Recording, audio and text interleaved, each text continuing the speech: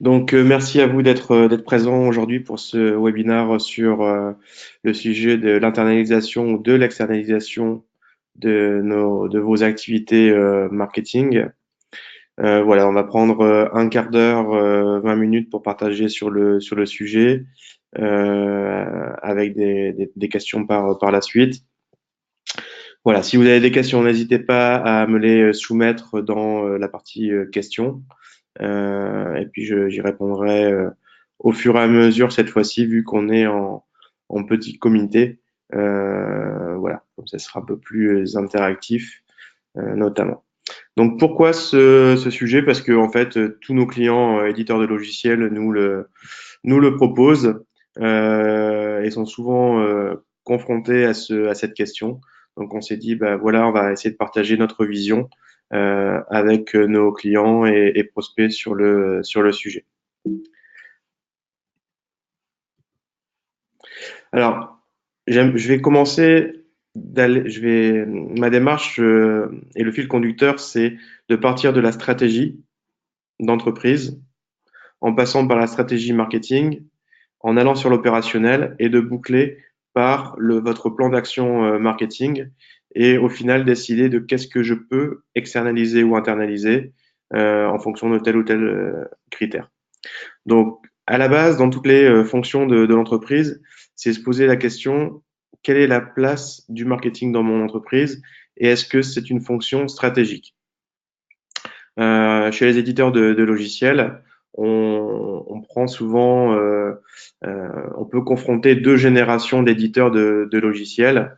Il y a entre guillemets, les historiques, fondés par avant tout des techniciens qui avaient un savoir-faire technologique et avec une expertise métier qui sont devenus éditeurs dans le temps. Et puis la partie commerce marketing, c'est pas trop leur fort. Donc eux, à un moment donné, ont décidé d'embaucher des ressources marketing, mais déjà après un certain volume de chiffre d'affaires ou d'années d'ancienneté. Et puis en face, vous avez les nouveaux arrivants, bien souvent des pure players, avec une proposition de valeur très restreinte, du type, voilà, je réponds uniquement à dans l'actualité dernièrement, par exemple, il y a le bulletin de paye. Hop, je suis un pur player du bulletin de paye et je fais du marketing pour générer du lead et convertir rapidement parce que je suis en offre SaaS avec une offre tarifaire packagée et la vente en ligne éventuellement. Donc ça va beaucoup plus vite. Donc, en fonction de est-ce que le marketing est ou non une fonction importante dans votre entreprise euh, et son ancienneté, eh bien, en fait, vous allez décider d'externaliser partiellement votre activité marketing. Nous, on pense que la position en fait de la mienne et celle de R2B, c'est de dire que de plus en plus, avec la migration vers un business model SaaS, l'implication du marketing sur la vente et l'impact positif que ça a en termes de réduction de cycle de vente, d'amener des leads chauds au commerce, ainsi de suite, fait que en fait le marketing est une fonction forte de l'entreprise et qu'il est important de l'internaliser. Alors peut-être pas à 100%, mais que au moins l'ensemble des domaines stratégiques au niveau marketing soient internalisés. Je prends deux exemples. L'exemple de EDF. Il y avait une étude dernièrement qui montrait que 80% des métiers de chez EDF étaient externalisés. Au niveau des métiers core business de EDF, 80% étaient externalisés. Et en fait, ça met en péril la société, tout simplement. Et puis ensuite, il y a un exemple, si je prenais un exemple d'éditeur aussi, éditeur dans le domaine du recouvrement, l'un, société historique avec une activité de service sur le recouvrement, devenu éditeur en embauchant X développeurs et donc au final, c'était une équipe de 14-15 collaborateurs. Et attendez, excusez-moi, j'ai coupé le téléphone. Voilà, c'est fait. Mon collègue a récupéré le téléphone, désolé. Donc, face à lui, en fait, un pure player qui est arrivé sur le marché du recouvrement, composé d'un marketeur et d'un expert métier. Et toute la partie logicielle a été externalisée. Et là, on se rend compte bien que pour eux, éditeurs en offre SaaS, hyper packagé, cycle de vente court, misant beaucoup énormément sur le marketing, tout était internalisé, avec des coûts de structure moins forts que l'autre éditeur en face, avec des coûts de structure forts sur la partie développement. Donc là, ils ont misé énormément sur la partie marketing. Non, mais ce raisonnement-là est pas forcément. Alors, c'était Bernard qui posait une question. Non, ce raisonnement-là est pas forcément valable que pour les éditeurs. Je l'ai contextualisé par rapport aux éditeurs en fonction de ceux qui sont plus ou moins en mode SaaS, en fonction de leur positionnement et est-ce qu'ils ont une offre packagée SaaS avec une vente en ligne. Et là, plus on part vers ce business model-là, plus la fonction marketing est essentielle et stratégique dans l'entreprise et il y a une forte préférence pour l'internalisation. Voilà.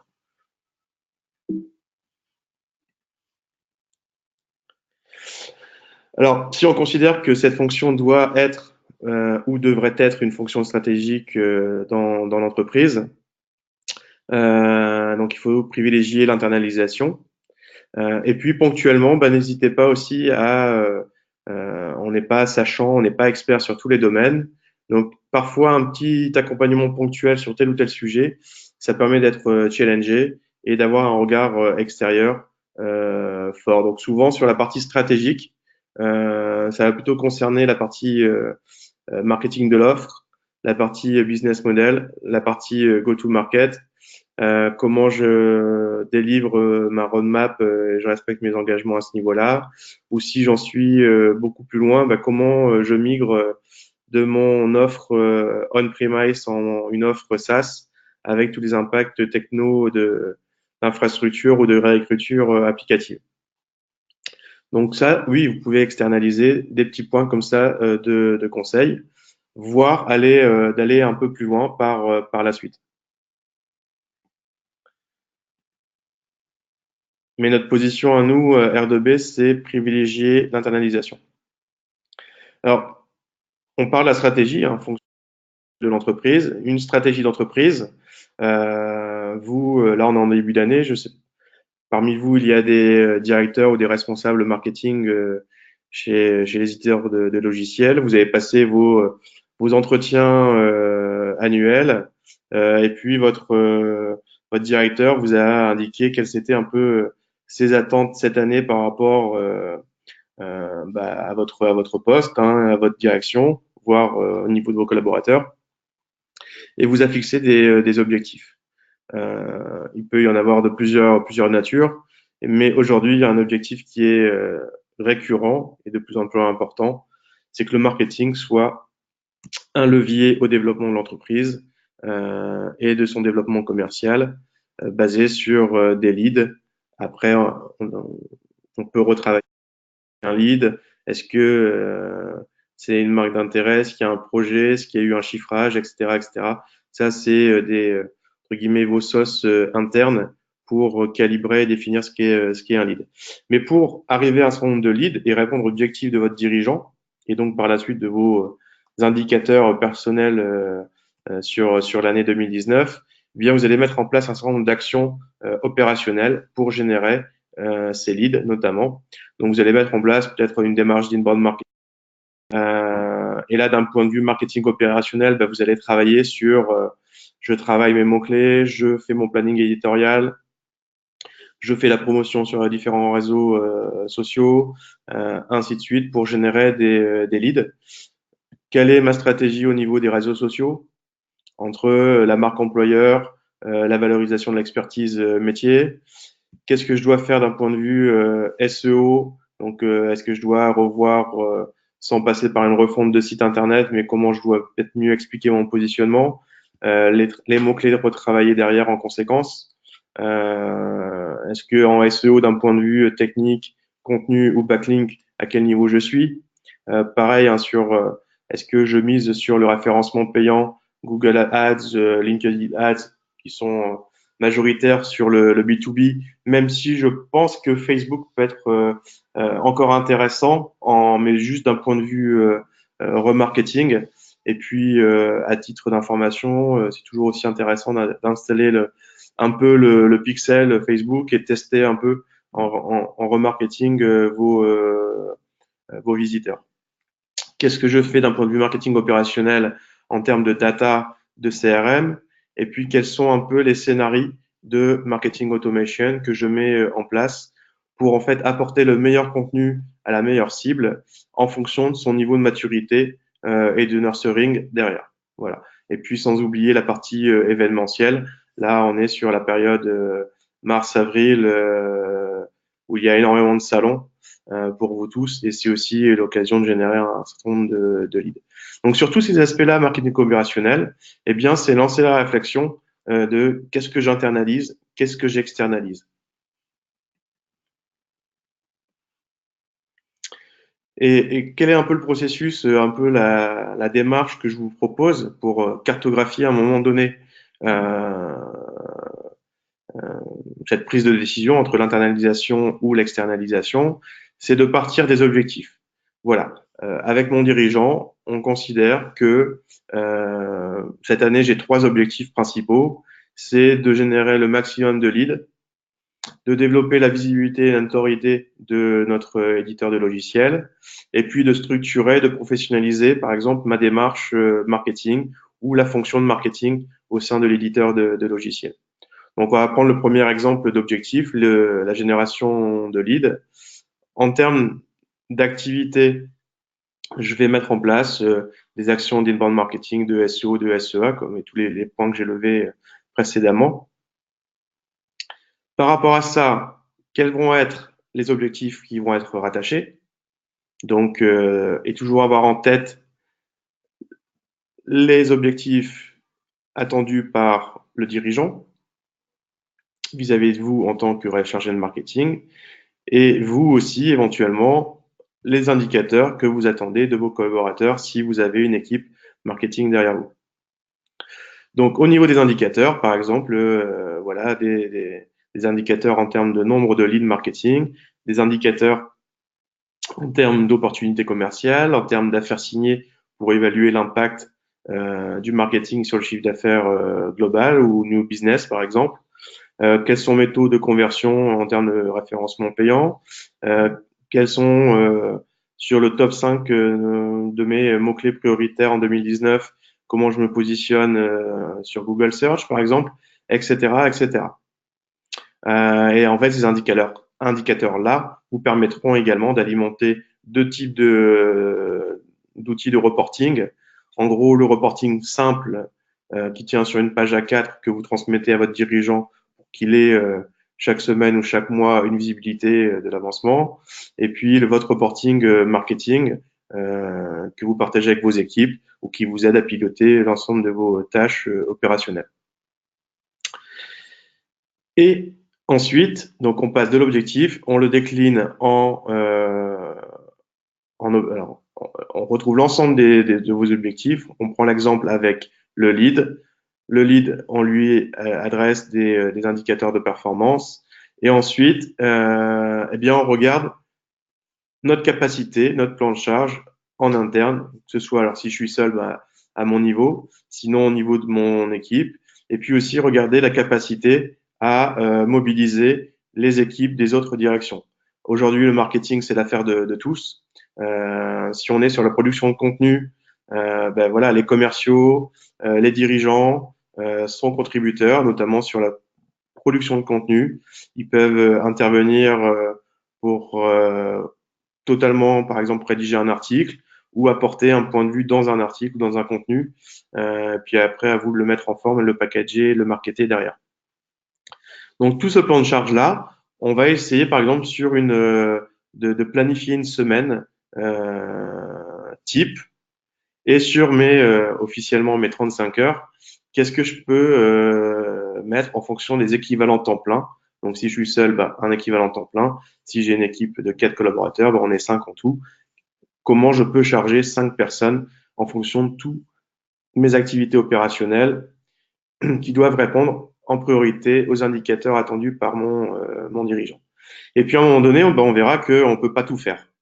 Et puis, tiens, finalement, j'ai trop d'activités ou je souhaite valoriser davantage tel collaborateur au niveau de l'équipe marketing pour le décharger de tâches chronophages et pas toujours valorisantes, hein. Par exemple, le SEO, c'est intéressant au début parce que voilà, on met la main dans le cambouis et on essaye d'optimiser le SEO au niveau du site.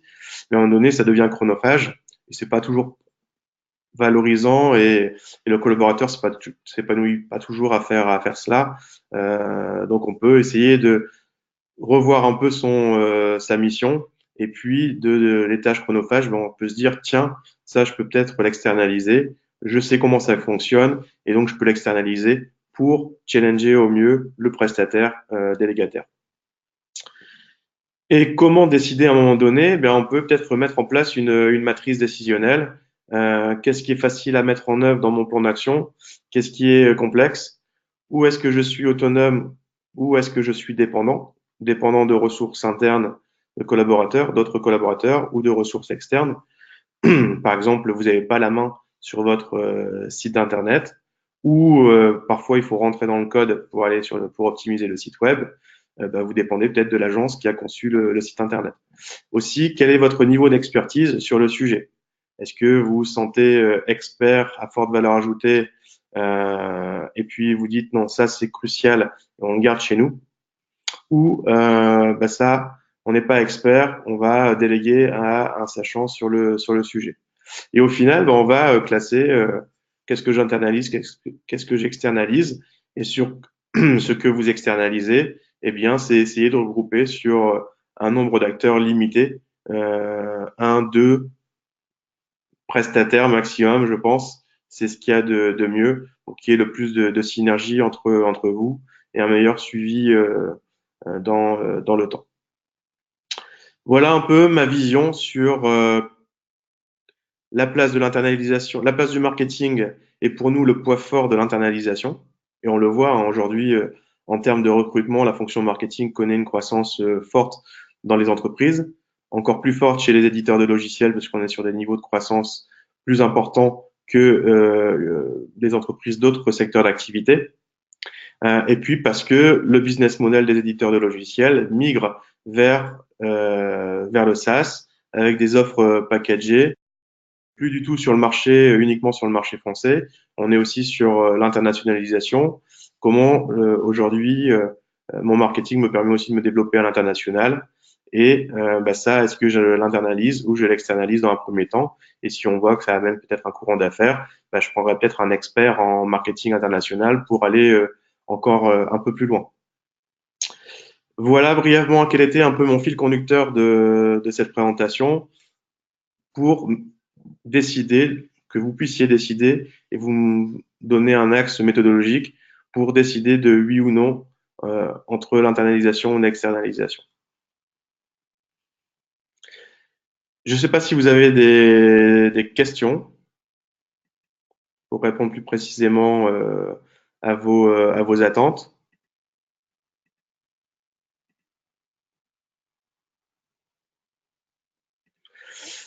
En attendant, je vais vous suggérer un petit sondage. Alors oui, j'ai une première question concernant le lead marketing. Voilà, pour plus de précision. Alors sur ce sujet-là, moi j'aime bien partir un peu du funnel de conversion. Alors ceux que j'ai déjà peut-être eu en formation par le passé je leur ai déjà donné cette explication. C'est-à-dire que par exemple, je suis éditeur de logiciels.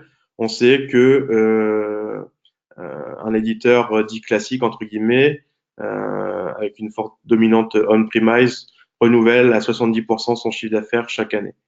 Et un éditeur en SaaS, 90 et plus. Et donc au final, on peut par exemple challenger le marketing sur le new biz, le nouveau business, de dire nous moi, dirigeant, je challenge mon marketing pour qu'il soit à l'origine de 4, 5, on va ramener ça plutôt en pourcentage, que 30% du newbies soit d'origine marketing.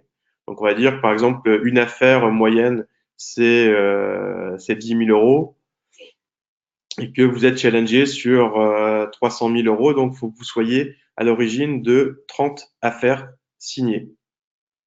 Et donc, on va ramener en déclinant ce funnel du haut vers le bas, c'est-à-dire que comment je fais pour arriver à 30 affaires signées? Voilà, je connais à peu près le taux de conversion de mes commerciaux, on va dire 30%. Tiens, hop, je dois avoir en permanence 90 opportunités commerciales dans le CRM d'origine marketing. Tiens, le taux de conversion entre un lead poussé par donc un lead marketing poussé par par le marketing dans le CRM pour le commerce, on sait qu'un commercial va convertir un lead sur deux après qualification. Donc pareil, là, il faudra qu'il y ait en permanence 180 leads dans le CRM d'origine marketing. Après que le projet se conclue dans 6 mois, 12 mois, peu importe, mais que vous ayez ce pipe-là. Et puis, moi, pour donc ces lead shows que j'ai mis dans le CRM pour le commercial, eh bien, en fait, comment j'arrive à nurserer pour arriver à ces 180 leads-là? Eh bien, j'ai besoin peut-être aussi du double. Donc, j'ai besoin peut-être d'avoir en permanence 360 leads à nurserer dans mon pipe. Parce que un lead, c'est quoi? C'est un formulaire, une demande d'information ou autre, et à travailler par la suite en poussant du bon contenu. Voilà, concernant la question sur qu'est-ce qu'un lead entre guillemets et les niveaux de lead possibles. Et par rapport à ça, est-ce que c'est internalisé et externalisé? Je refais le lien avec la présentation. Il y a plusieurs possibilités. Par exemple, nous, on rencontre des éditeurs de logiciels qui passent par des fournisseurs de leads. Alors, il y a du positif, il y a du négatif. Le positif, c'est que ça alimente votre pipe. Le négatif, c'est que le lead qu'il vous a vendu, il n'est pas exclusif, hein, donc il a été aussi proposé à vos concurrents.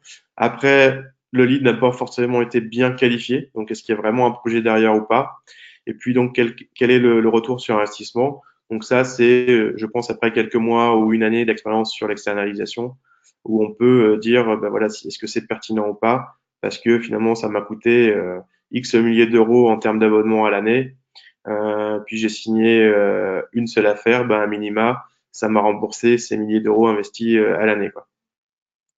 Voilà, sur l'externalisation autour des leads. Nous, ce qu'on fait pour certains éditeurs de logiciels, on utilise notre solution de marketing automation pour directement administrer le site internet donc tout ce qui est formulaire de notre client au niveau éditeur de logiciels, et puis promouvoir l'ensemble de leur contenu, mettre en place des scénarios co-construits avec lui, et ensuite la solution voilà, pousse des scénarios et à nous de générer le maximum de leads.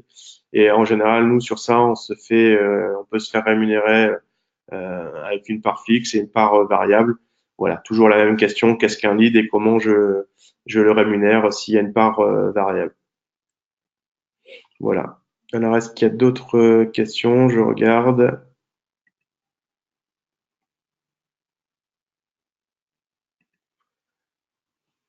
Non, il n'y a pas d'autres questions. Je rebondis juste sur le petit sondage. Il y a eu deux marques d'intérêt où pour vous c'est un vrai sujet en termes d'externalisation. Il y a le sujet du marketing automation, donc le lien avec le prochain webinar. Donc j'essaierai de vous présenter une analyse comparative des différentes solutions de marketing automation sur le marché et quelles sont les forces de chacune de ces solutions. Et puis le deuxième marque d'intérêt sur le sondage, c'était la partie SEA. Voilà, donc aujourd'hui, nous, par exemple, au niveau de Road to Business, on administre quelques campagnes AdWords pour des clients, comme des campagnes LinkedIn Ads. Après, Facebook, Twitter, on n'est pas trop actif en termes de référencement payant. Voilà, pour faire le lien un peu avec vos marques d'intérêt. Si vous n'avez plus d'autres questions, j'ai enfin trouvé externalisation. Externalisation des relations presse. Comment conserver un lien avec des contacts existants? Euh, un lien là. La relation presse, il y a deux choses. Il y a celle qui est externalisée et celle que vous développez vous-même. Alors, je vais commencer par celle que vous développez vous-même, entre guillemets, par votre marketing de contenu. Donc, en fait, lorsque vous allez rédiger du contenu, vous avez peut-être sur vos marchés cibles deux, trois magazines papier ou en ligne influents. Et puis, ces personnes sont souvent sollicitées. Et, eh bien, en fait, la meilleure manière, c'est de pas hésiter à mentionner des influents, donc des influenceurs du type expert métier, mais aussi, pourquoi pas, journalistes, pour les attirer ou les mentionner dans vos promotions de contenu. Voilà, je fais un post sur Twitter, je mentionne sur la photo que j'ai mise que tel journaliste était présent, voilà, pour qu'il soit averti de votre post, et lui il retweetera peut-être derrière, ou n'hésitez pas à repartager ces contenus. Donc ça, c'est un peu une démarche un peu de drague en ligne.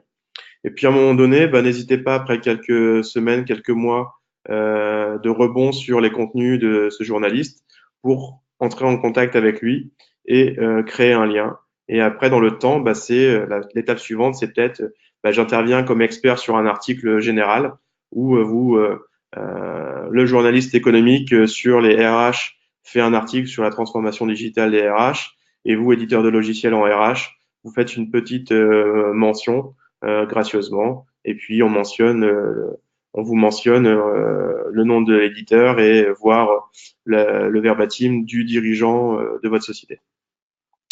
Et puis après cette première étape, il y a peut-être une deuxième qui est tiens, on va faire un publi reportage.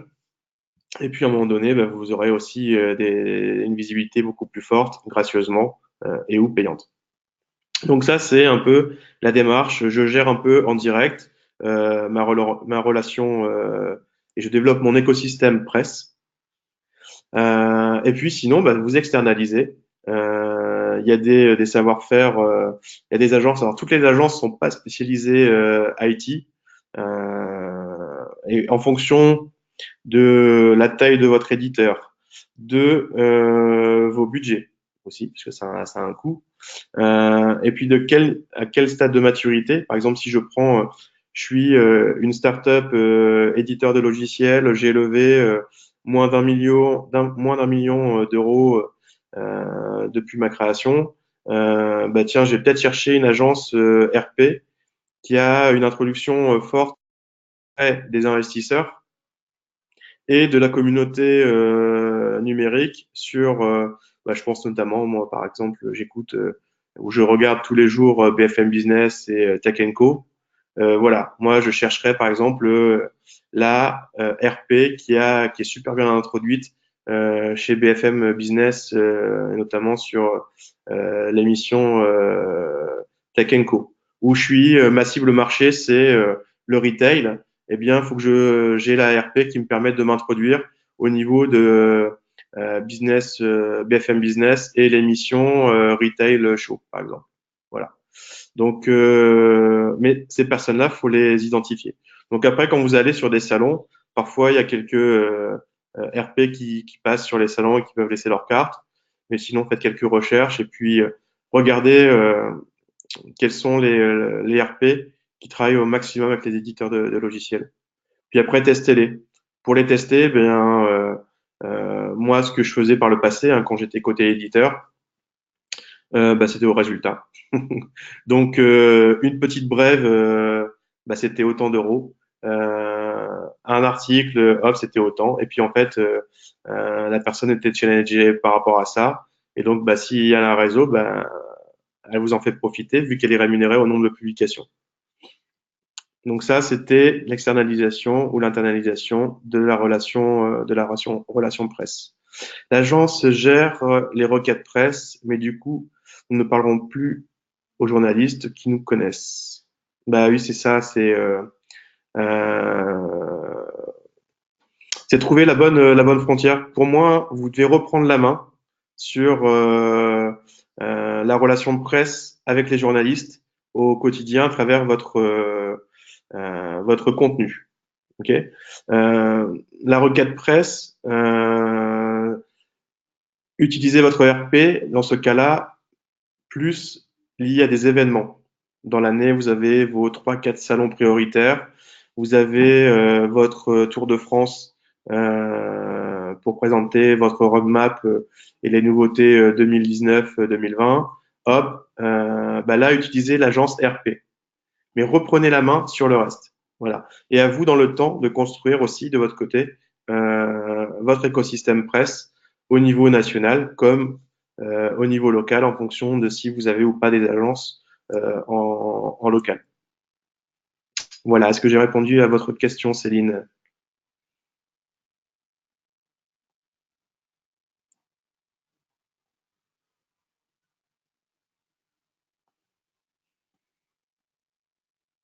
Très bien. Donc là, je pense qu'il n'y a plus.